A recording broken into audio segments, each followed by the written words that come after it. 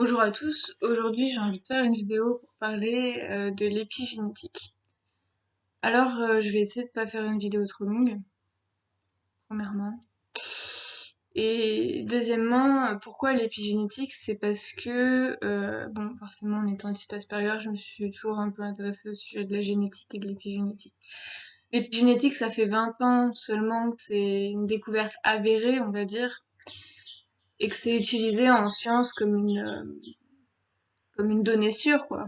Voilà, tout simplement que c'est reconnu comme étant scientifiquement acceptable, et plus qu'acceptable même, puisque il y a pas mal de révélations aujourd'hui qui sont faites grâce notamment à l'épigénétique. Donc, moi, c'est en lisant ce livre, La Symphonie du Vivant de Joël de Rosnay, sur l'épigénétique, que je l'ai pas fini, mais je l'ai quasiment fini. Je suis pas quelqu'un qui lit rapidement, enfin ça dépend. J'écris plus vite que ce que je lis, mais Euh, franchement, c'est écrit passionnant, hein, de toute façon, sur la première couverture, c'est passionnant. Pour lire ce bouquin, ça demande d'avoir des bases basiques, j'ai envie de dire, de la génétique, c'est-à-dire niveau lycée, voilà, tout simplement de la génétique, de qu'est-ce qu'est l'ADN, voilà. Et donc, qu'est-ce que l'épigénétique, en fait? L'épigénétique, il part du principe, c'est une théorie, à la base, c'était une théorie qui part du principe que tout votre environnement,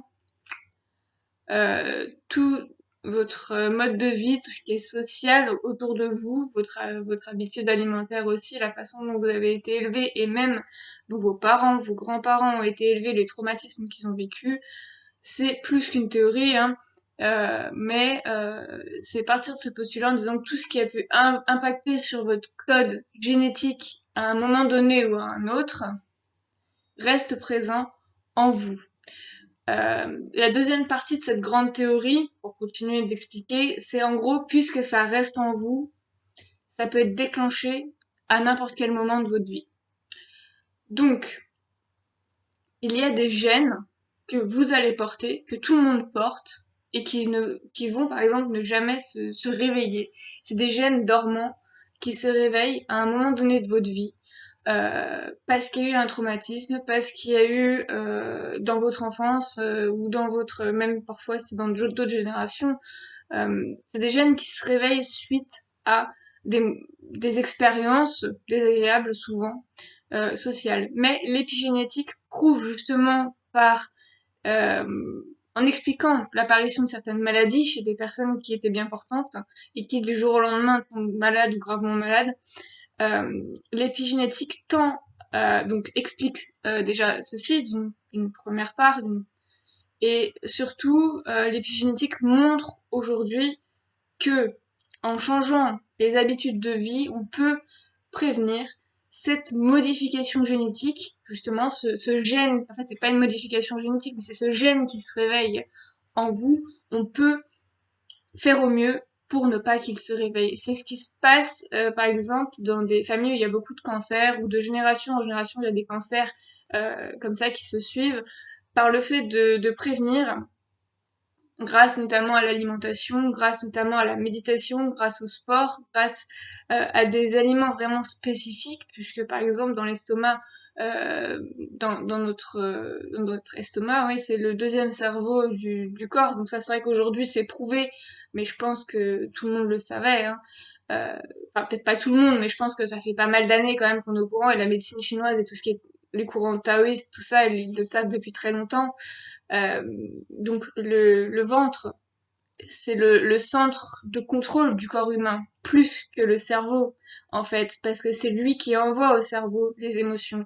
Quelqu'un qui est triste, quelqu'un qui est malheureux, il est peut-être triste dans sa tête, mais le point de départ, est-ce que finalement n'est pas la sensation interne ressentie dans l'estomac? Des bactéries en manque, des bactéries trop nombreuses, des virus, tout ce qui est de cette flore intestinale qui constitue donc le génome euh, intestinal, le microbiote, tout ça. Moi, je suis pas scientifique, je pense juste à expliquer ce qui est expliqué dans ce livre et ce qui est vraiment super bien expliqué, pour poser les bases de l'épigénétique, et certains sont bien qualifiés pour poser les bases mieux que moi, mais moi, c'est un sujet qui m'a passionnée. En étant autiste Asperger, je me suis aussi demandé à partir de quel moment ce gène dormant en moi s'est réveillé. Voilà. Parce qu'en soi, euh, ce qui explique l'épigénétique, et très bien d'ailleurs les recherches là-dedans. Donc tout à l'heure j'ai parlé de nutrition pour prévenir aussi, il y a la je sais plus comment ça s'appelle, en gros c'est la nutrition qui est appliquée à la biologie, qui est appliquée au principe d'immunité. Non, c'est nutrition, immunothérapie. C'est une science qui est née il y a pas très longtemps aussi, qui commence vraiment à faire ses preuves, donc d'appliquer tout ce qui est réaction neurologique, réaction psychologique, réaction physique à l'immunothérapie, et donc le fait d'être immunodéficient ou non. Donc moi, la question que je me suis posée, en fait, c'est quel a été le point de départ, parce que quand on naît autiste Asperger ou non, on ne le devient pas. On ne le devient pas. C'est-à-dire que en moi, il y a un gène dormant. Il y avait un gène dormant qui dormait pas totalement, évidemment, mais ce gène était là. Le gène de l'autisme, il était là.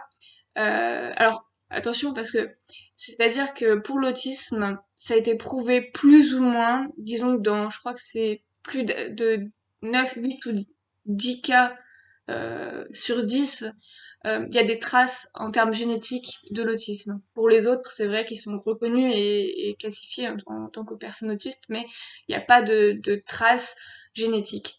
Dans le codage, en tout cas, dans l'ADN, donc ce qui est dans l'ADN quoi. L'ADN général, je veux dire. Donc c'est très compliqué, je veux pas me perdre, mais voilà, en gros moi la question ça a été ça, c'est à partir de quel moment ce gène dormant, qui dormait, s'est-il réveillé? Euh, Ce bouquin sur l'épigénétique fait vraiment comprendre au lecteur, qui que ce soit, et je crois que moi j'ai véritablement compris ça, que on ne naît pas autiste. Alors évidemment que si. Euh, Au niveau médical, on est autiste, c'est-à-dire qu'à la naissance, on l'est déjà ou on ne l'est pas. Simplement, il y a certaines personnes chez qui ça va être beaucoup plus exprimé que d'autres. Et l'expression de ce gène, de ces gènes, de cette modification, de ce gène dormant, je ne saurais pas comment le classifier en termes scientifiques, cette expression-là va être plus ou moins variée chez certaines personnes. Et donc, moi, ce gène était là, mais il s'est plus ou moins réveillé violemment à certaines périodes de ma vie. Voilà. Qu'est-ce qui fait que ce gène s'est réveillé plus ou moins violemment et fortement à certaines périodes de ma vie? C'est des questions que je me suis longtemps posées, que je me suis beaucoup posées, que ce soit avec des psychologues, que ce soit... les psychologues n'ont pas répondu, ce bouquin a répondu, l'épigénétique répond grandement à cette question que j'avais. C'est-à-dire, premièrement, ce n'est pas de ma faute. Voilà, bon, ça c'est bizarre, dit comme ça, c'est un peu étrange, mais quand la génétique explique certaines choses, l'épigénétique explique certaines choses, c'est pas de ma faute. Voilà. Ensuite, deuxièmement, je peux remédier à certaines euh, je peux remédier à certains soucis par l'alimentation, par l'environnement, par le fait d'avoir un environnement sain, d'avoir une vie équilibrée, tout ça, ça c'est pas là pour tout le monde, mais l'épigénétique vraiment reprend les bases de ça. Souvent on voit sur internet des espèces de courants de pensée, pensée positive, manger 5 fruits et légumes par jour, tout ça, ça fait très longtemps qu'on en entend parler. En fait, ça vient d'où? Ça vient de l'épigénétique et ça a été vulgarisé au plus grand nombre. Malheureusement, ceux qui ne comprennent pas l'épigénétique vont lire la phrase et puis voilà quoi. Au final. L'épigénétique, c'est beaucoup plus profond que ça, c'est vraiment des recherches qui ont été faites, qui se sont succédées pendant des années et des années. Avant même d'avoir eu des recherches, ça a été des découvertes instinctives en Amérique, chez les Indiens, par exemple, ou en Asie, en Occident, en Orient, enfin un peu de partout. L'épigénétique est connue depuis très longtemps, simplement les mots n'étaient pas là pour en parler, il n'y avait pas les connaissances scientifiques pour prouver, pour démontrer. Euh, L'exemple qui est merveilleusement pris dans ce bouquin, c'est l'exemple des fourmis, l'exemple des abeilles. Donc, en gros, ce qui est pris comme exemple, c'est que dans une population de fourmis, vous avez des guerrières, vous avez un peu comme chez les abeilles, disons que chaque fourmi a un rôle prédéfiniment établi, c'est ce qu'on pensait dans son code génétique, ce qui est vrai en fait. Mais voilà, donc la fourmi, elle naît, elle évolue, elle grandit, et elle va être guerrière, elle va être reine, elle va être ouvrière. Et ce que les scientifiques ont fait, je crois que c'est en 1960, mais je vais pas dire de conneries, à mon avis c'est pas vraiment cette année, mais en gros c'est à peu près dans ces années-là, les scientifiques ont pris une population entière d'ouvrières et les ont supprimées de la population vivante, donc de la fourmilière. Je sais pas s'ils les ont tués, j'ai pas trop vérifié, mais je vais pas chercher plus loin, mais en tout cas ils les ont enlevés. Et ce qui s'est passé pour les, les fourmis restantes, c'est que celles qui étaient encore en gestation, on va dire celles qui étaient, enfin, pas en gestation, mais celles qui n'étaient pas encore vraiment construites, même celles qui étaient construites, en gros, ce qui s'est passé, c'est que les ouvrières se sont transformées en fourmis guerrières. Ça veut dire que dans le code génétique, il y a des possibilités de modification de ces codes génétiques de cet ADN. Je sais pas si j'explique correctement, sachant que je suis pas scientifique, je suis pas qualifiée dans le domaine, mais j'essaie juste de parler de ce bouquin déjà pour donner envie aux gens de le lire, parce que dans ce livre, c'est tellement mieux expliqué que ce que je fais moi. Et aussi pour dire les personnes qui ont des maladies, qui sont malades, il y a beaucoup de maladies, si ce n'est pas 90% des maladies aujourd'hui qu'on connaît, qui s'expliquent par la voie de l'épigénétique. Ça veut pas dire qu'on soigne les gens avec l'épigénétique, ça veut juste dire qu'on protège, qu'on comprend, qu'on préserve et qu'on essaye justement d'avancer, et que les scientifiques essayent d'avancer, les médecins, les recherches essayent d'avancer en ce sens-là. L'épigénétique, c'est une des plus grandes découvertes des 20-30 dernières années.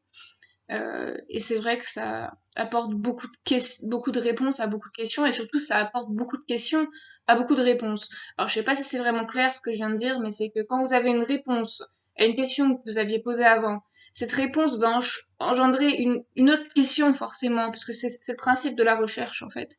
Et donc c'est un secteur qui est en permanente évolution, c'est un secteur qui est encore tout récent, un secteur de recherche en tout cas qui est encore récent, et qui amène aujourd'hui de très belles avancées. Voilà, donc je voulais pas spécialement le rattacher à moi, mais en tout cas à l'autisme si, à l'autisme, à l'épilepsie. Par exemple, quelqu'un qui est épileptique, je pense que tout le monde sait que l'épilepsie se déclenche. Euh, il y a différentes formes d'épilepsie, donc je veux pas généraliser. Il y a vraiment beaucoup de formes d'épilepsie et il faudrait des heures pour en parler et je suis même pas qualifiée en ce domaine-là pour en parler. Il y a des conférenciers qui le font, qui sont diplômés de médecine et de hautes écoles, d'écoles supérieures. Il existe des formes d'épilepsie totalement différentes. Et pareil que l'autisme, attention, c'est pas une comparaison directe, mais en gros, c'est vraiment pour expliquer que, pareil que beaucoup d'autres maladies, que aussi la dépression, c'est-à-dire que l'épilepsie va se déclencher à un moment donné. Le gène était présent. Voilà, c'est ça, c'est là où il faut faire attention. C'est-à-dire que le gène était présent, mais ça se déclenche. Pourquoi ça se déclenche? Ça se déclenche parce qu'il y a un traumatisme. Ça se déclenche parce que il y a une situation horrible. Il y a un deuil. Il y a la mort de quelqu'un. Il y a un abandon. Il y a je sais pas. Je vais pas parler de moi, mais voilà quoi. Disons que toutes ces maladies-là ne se déclenchent jamais pour rien. Et dans le processus euh, d'immunothérapie, enfin, c'est pas un processus, pas si c'est un processus d'ailleurs, dans tout ce qui est immunothérapie, de toute façon, c'est une bataille permanente et continuelle dans le corps humain, à l'intérieur du corps humain, donc qui est quand même un être très bien constitué, un être vivant très bien constitué, avec vraiment une interaction permanente entre toutes les cellules, tous les éléments vivants de ce corps. L'immunothérapie, euh, tout ce qui est relatif à l'immunité, tout ce qui est relatif à l'harmonie, tout ce qui est relatif à... Alors il y a un terme euh, vraiment scientifique pour en parler, et surtout que celui-là je l'ai bien appris, mais je l'ai complètement oublié. Je crois que c'est... Oui, voilà, c'est l'homéostasie en fait. Le principe d'équilibre dans le corps humain, c'est l'homéostasie. Et pas seulement dans le corps humain, moi je l'ai appris parce que j'ai étudié le corps humain. Euh, mais voilà, le principe d'homéostasie, le principe d'équilibre, quand cet équilibre est bafoué, quand cet équilibre ne tient plus, quand cet équilibre est secoué par exemple, la prise de substances de drogue ou alors des sucres, il y a vraiment dans ce livre plein de pages en fait sur les sucres. Le sucre n'est pas utile à la vie, le sucre pur n'est pas utile, sauf pour ceux qui ont déréglé leur pompe à insuline et qui du coup sont soit en hypoglycémie, pardon, soit en hyperglycémie. Le sucre de base n'est pas utile à la vie. Voilà, c'est-à-dire que le sucre sous forme sous d'autres formes est utile puisqu'il se dégrade naturellement dans le corps. Euh, Quand on mange, en fait, on ingère du sucre naturellement, mais le sucre pur n'est pas utile. C'est un ajout qui a été fait par les commerciaux. Voilà. Et aussi parce que c'est meilleur au goût. C'est vrai que c'est meilleur. Euh, mais du coup, voilà, je me suis un peu perdue encore une fois dans ce que je souhaitais dire. En gros, oui, je me souviens. C'est quand l'homéostasie du corps, d'une cellule, d'un environnement, d'un métabolisme est bousculée, quand cet équilibre-là ne tient plus, c'est aussi le principe du yin et du yang pour les Chinois, la médecine chinoise, tout ce qui est taoïste. Euh, En fait, eh ben, c'est là que peuvent, comme il y a des dérèglements énergétiques, c'est là que peuvent, énergétiques ou métaboliques, hein, de toute façon ça va ensemble, c'est là que peuvent justement se réveiller certains gènes, certaines séquences, on va dire, qui étaient codées pour, pour ne pas se réveiller forcément, mais c'est des séquences-là qui vont se réveiller. Il y a des exemples aussi qui sont pris chez les jumeaux. Qu'est-ce qui fait que donc des jumeaux parfaitement identiques, hein, j'entends par là des vrais jumeaux, vont par exemple évoluer très différemment avec des maladies parfois très différentes, ou alors on peut avoir un porteur sain d'une maladie et l'autre qui est très malade, alors qu'en fait à la base faut pas oublier que ce sont des jumeaux. Donc qu'est-ce qui fait ça finalement? Dans la base de l'épigénétique, ce qui est expliqué, c'est que l'environnement n'y est pas pour rien. L'environnement, en fait, agit sur le corps humain. Donc ça, en sociologie, en psycho, on le sait depuis très longtemps. Mais en génétique, en sciences, ça a été beaucoup plus long avant d'être prouvé. Donc aujourd'hui, ce qui déclenche malheureusement des épilepsies chez des jeunes enfants, chez des adultes même, ce qui déclenche, ce qui réveille violemment ou ce qui aggrave les symptômes d'une maladie, alors l'autisme n'est pas une maladie, mais peut aggraver les symptômes de l'autisme, ce qui peut déclencher des dépressions, des états dépressifs, ce qui peut déclencher des cancers aussi. Tout ça, c'est expliqué par l'environnement qu'on a avec les autres, par notre environnement intérieur. Je sais pas si je peux vraiment parler de ça, mais en gros, bah, comment est-ce qu'on se sent, qu'est-ce qu'on fait pour nous-mêmes, si on s'offre ou pas des moments pour nous, par la méditation, tout ça, on peut aussi se préserver. Et aujourd'hui, l'épigénétique explique vraiment, euh, c'est un principe feedback. L'épigénétique, j'aime beaucoup, parce que, pardon, il y a le principe feedback, c'est-à-dire c'est tout ce qu'on sait, ça des conséquences positives, ça a des conséquences négatives, et à partir du moment où on comprend la boucle, les schémas, les interactions, on peut agir dessus. Si je fais cette vidéo sur l'épigénétique en essayant de pas être trop, comment dire, trop vaste dans mes propos et de rester un peu dans le sujet sans trop m'égarer, c'est pour euh, déjà pour faire partager vraiment, c'est ce que je dis tout à l'heure, hein, ce roman ça a été une découverte pour moi et c'est fantastique, mais c'est aussi pour dire finalement la nature fonctionne, euh, comment dire, a des capacités de résilience, d'adaptation, une forme de génie quelque part, ça je l'ai déjà dit dans une autre vidéo, mais la nature comprend. La nature s'adapte, la nature, en fait, si on réfléchit bien, l'humain a tout pris de la nature pour construire. L'humain a sans cesse imité la nature. L'humain est un imitateur, l'humain est un observateur. L'être humain est un imitateur, un observateur, mais pas seulement. Les humains, voilà. Mais en fait, on apprend tous les uns des autres et on a tous, quand on est, comment dire, chaque être vivant a forcément comment dire, une génétique qui lui est propre et des capacités d'adaptation, de résilience, tout ça. Et donc le principe d'épigénétique est très intéressant parce qu'il s'applique à tout ce qui est vivant. Voilà, c'est ça que je voulais dire, ça s'applique à vraiment tout ce qui est vivant, tout ce qui vit répond au principe de l'épigénétique. Donc là, c'est vrai que ça permet de voir beaucoup plus large. Aujourd'hui, on se restreint au champ terrestre. Je pense que l'épigénétique arrivera un peu plus tard dans tout ce qui est le domaine de l'astronomie, puisque la vie est en train d'être prouvée sur certaines planètes. Donc, pour voir plus large, et puis je vous le fais avec une vision d'Otis Asperger, désolé, l'épigénétique bientôt s'appliquera, si c'est pas déjà le cas, et ça je ne sais pas, à tous ces domaines-là, effectivement, de l'astronomie. Et quand je dis astronomie, c'est vraiment une grande case pour mettre toutes les matières, enfin toutes les disciplines, tout ce qu'on peut trouver, parce que évidemment, astronomie, ça veut tout dire et rien dire. Euh, mais voilà, tout ce qui est vivant, tout ce qui vit, répond au principe de l'épigénétique. Voilà. Donc ça, c'est quand même, je pense que ma vidéo, moi je voulais la faire, je pense que c'est très important de faire cette vidéo, euh, parce que je crois que c'est une des plus grandes découvertes de ces dernières années.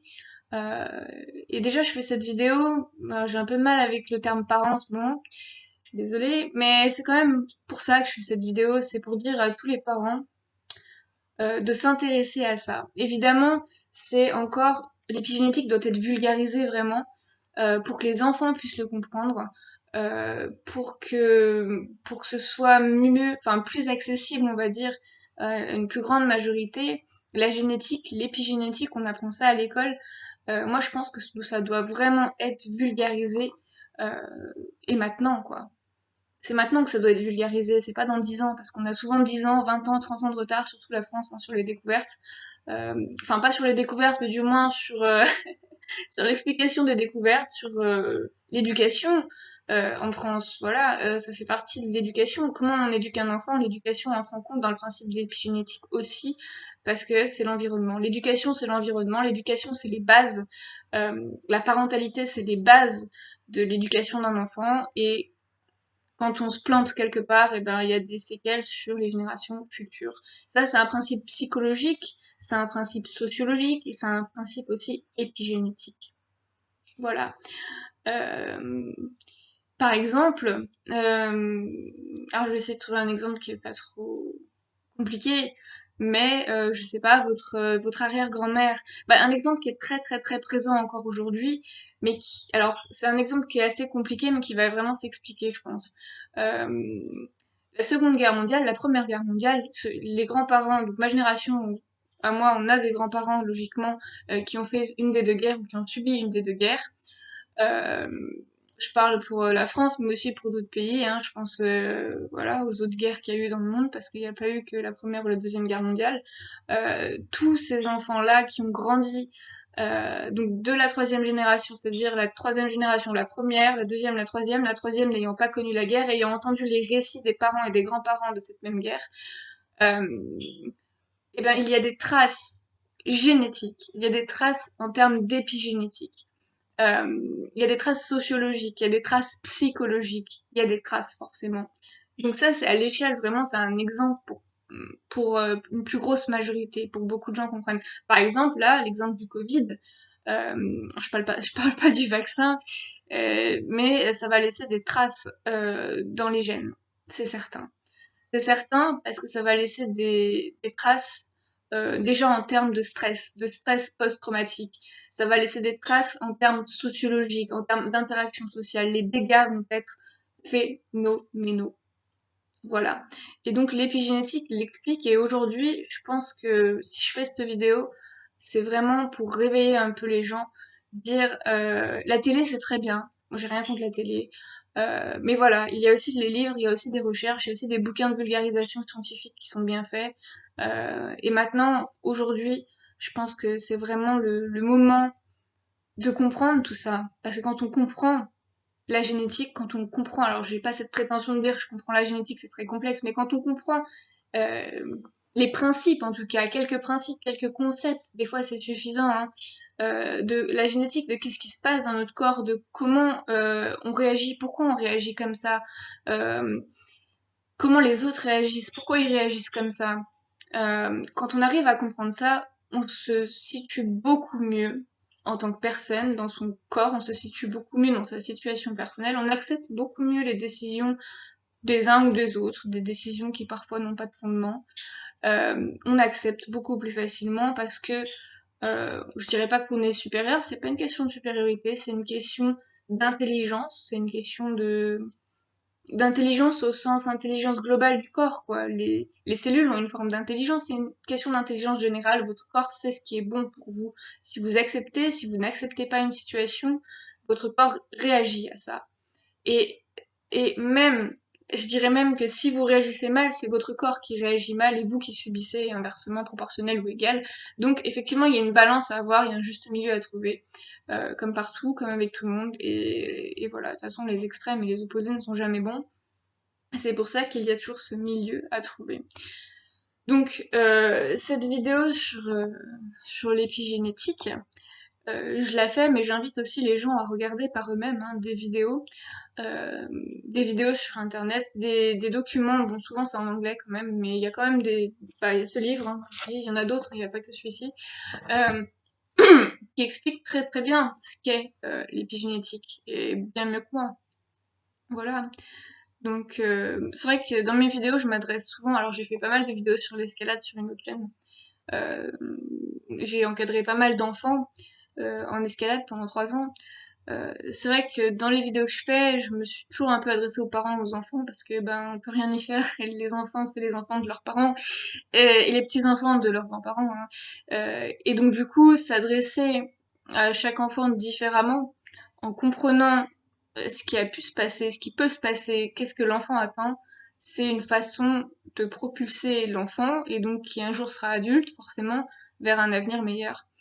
Euh, et je crois qu'aujourd'hui, avoir de l'espoir pour demain, avoir de l'espoir pour un avenir meilleur, avoir de l'espoir pour cette nouvelle génération, même si parfois je pense qu'il n'y a plus rien à faire, mais bon, c'est bien d'avoir de l'espoir, c'est bien de comprendre, c'est bien d'expliquer, et c'est les générations à venir qui vont devoir euh, faire ce qui est bon pour la planète, faire ce qui est bon pour l'humain. Il s'agit pas de parler d'environnement, il s'agit pas de parler d'écologie à tout va, il s'agit juste de prendre conscience de tout ça. En prendre conscience, il s'agit pas de se positionner. On parle souvent de biodiversité, on parle souvent d'environnement, on oublie que le corps humain est un environnement à lui tout seul. Voilà, le corps humain, l'être vivant est un environnement à lui tout seul, et c'est tout un fonctionnement, c'est une machine, mais une machine très complexe, et à la fois fascinante, à la fois passionnante, et en même temps, ben, s'il n'y a pas assez d'huile dans le moteur, comme diraient certains, ça marche pas. Euh, voilà. Il y a trop d'huile, ça peut pas marcher aussi. Enfin, après, j'y connais rien en mécanique, mais voilà, c'est un exemple assez, je pense, concret pour dire que trop c'est trop et pas assez c'est pas assez, et donc faut être toujours dans le juste milieu. Euh, Aujourd'hui, on a quand même des sciences qui sont très intéressantes, donc qui existaient déjà il y a quelques années, mais qui sont vraiment à la mode. Aujourd'hui, ce qui est à la mode, clairement, c'est la neuro. Hein, la neurobiologie, la neuroscience, les neurosciences comportementales, j'en ai fait à la fac. Ça peut être passionnant, si c'est bien appris, si c'est bien enseigné. Moi, personnellement, ça m'a jamais vraiment passionné. Mais voilà, je sais pourquoi aussi. J'avais des professeurs qui étaient passionnés. Ouais. Ouais, ils étaient passionnés. Ils étaient pas accessibles du tout, par contre, ils étaient passionnés. Donc c'est toujours bien d'être passionné, il faut essayer de rester accessible, c'est encore mieux. Mais voilà, aujourd'hui, on a vraiment ces types de matières, ces types de sciences à la mode. Euh, les neurosciences, voilà, tout ce qui est neurologique, mais bien plus que ça, les réactions chimiques du corps par rapport à la neuro. Bon, je saurais pas comment l'expliquer, parce qu'expliquer les neurosciences, c'est pareil, hein, ça demande du temps, ça demande aussi d'avoir les bonnes définitions, le bon langage pour en parler. Mais en tout cas, c'est pour dire que ces matières-là, la neuropsychologie aussi, la neuropsycho, c'est à la mode. On est en train, en fait, de coupler toutes les matières, donc ça, c'est une très belle avancée dans l'enseignement supérieur. Euh, on est en train aussi d'oublier certaines bases à l'école, donc c'est-à-dire que la faculté est en train de faire des tronches, d'une certaine façon, euh, et à l'école, et ben en primaire, au collège, au lycée, on est en train de faire des imbéciles. Voilà. Donc il y a vraiment un fossé qui se creuse, et ça moi aussi je veux le dire, parce que si je fais cette vidéo, c'est pour les enfants. Évidemment, ils vont pas comprendre ce que je dis. C'est pour les parents de ces enfants, c'est pour les grands-parents de ces enfants, c'est pour la nouvelle génération qui vient, parce que l'éducation nationale ne fera jamais euh, l'éducation dans le fond des choses. Voilà, et je parle pas d'éducation parentale, je parle juste d'ouvrir les yeux, de faire ouvrir les yeux aux enfants sur ce qui les entoure, sur le monde qui les entoure. Quand on est autiste comme moi, autiste Asperger, on sait ce qui est bon pour nous. Parce que pendant très longtemps, on a souffert, on a été victime. Qui plus est, moi dans ma vie, j'ai été lourdement victime, triplement victime, beaucoup de fois victime de situations pour lesquelles je n'avais absolument rien demandé. Aujourd'hui encore, et pas plus tard qu'hier, j'ai appris quelque chose qui clairement m'a foutu par terre. Euh, voilà, on est victime régulièrement et de ce fait-là, on sait ce qui est bon pour nous. Les autres ne le savent pas forcément, mais nous, on sait ce qui est bon pour nous. Et quand je dis ça, faites-moi confiance, votre corps sait ce qui est bon pour lui. Si vous fumez, il sait que c'est pas bon. Voilà, clairement. Vous avez envie de fumer, c'est une addiction. Parce que quand vous fumez une cigarette, euh, la nicotine se place sur des récepteurs neurologiques dans des synapses. Donc, bon, je vais pas prendre des termes compliqués, mais en gros, bah, ça va dans votre cerveau et ça prend la place d'un autre neurotransmetteur, donc ça prend la place d'un schéma qui est établi. Ce schéma, c'est-à-dire qu'il doit tourner normalement, sans prise de nicotine, et vous, ce que vous faites, c'est quand vous prenez de la cigarette, vous empêchez ce bon déroulement et vous en créez un autre. Vous créez un autre cercle sur la place qui était définie à un cercle qui doit normalement bien tourner. Et donc vous créez une dépendance, vous affaiblissez votre système immunitaire. Ça va aussi pour la malbouffe, hein, c'est un peu le même principe. Et toutes les addictions fonctionnent sur ce principe-là, c'est-à-dire que vous inhibez quelque part vos besoins primaires pour ajouter des besoins secondaires qui vont passer au stade primaire. Pour l'expliquer très simplement, c'est ça. Euh, bon, je l'ai expliqué très simplement là quand même. Voilà. Et donc, quand on est autiste Asperger, on sait ce qui est bon pour nous. C'est-à-dire que même quand on rentre dans des schémas secondaires, par exemple, je sais pas, prendre du tabac, prendre du café, voilà. Les addictions sont pas bonnes, on le sait tous, hein, mais quand on est dans un schéma secondaire, on a conscience que le schéma primaire est quand même bien meilleur pour nous. Le corps sait que c'est bien meilleur pour nous parce qu'on a été conçu, on a été fait pour fonctionner d'une façon qui nous est propre, de centaines de milliers de façons autres aussi. C'est aussi la capacité du cerveau, la plasticité neuronale, la capacité de l'humain à s'adapter. C'est-à-dire que vous créez des schémas secondaires, le corps il est pas bête, hein, il est même très intelligent, il va s'adapter. Il y a des schémas secondaires qui sont très positifs, mais par exemple, je pense à l'hypnose qui permet à certaines personnes d'arrêter de fumer. L'hypnose vous fait prendre conscience de ce schéma primaire que vous aviez au départ.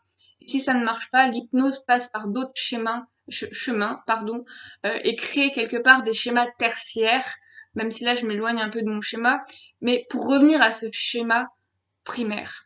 Je pense que ce que j'ai expliqué, c'est bien trop compliqué. Mais en gros, c'est possible de remédier à toute forme d'addiction. C'est possible de remédier à beaucoup de maladies, pas seulement par la voie médicamenteuse, sauf pour les maladies graves qui nécessitent évidemment des interventions de médecins hein, et des suivis.